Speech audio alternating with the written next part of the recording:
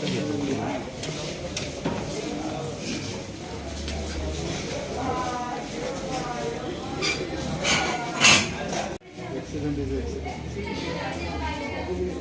কেউ হয়েছিল আর তোমার সাথে ঠিক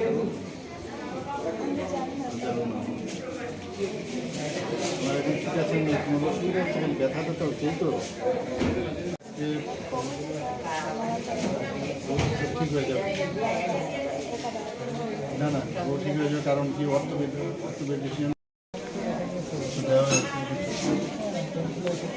না না, পায়ের মধ্যে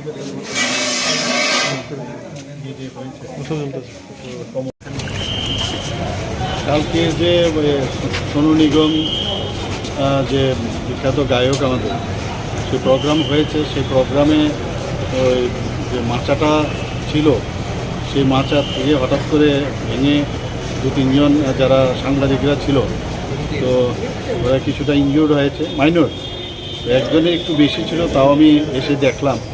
তো ডাক্তারবাবুরা যা বললো, কোনো ফ্র্যাকচার তো নেই, কোনো মানে ভয়ের তো কিছু নেই। তো হয়তো বা ওরা ছেড়ে দেবে, একটু অবজারভেশনে রেখেছে।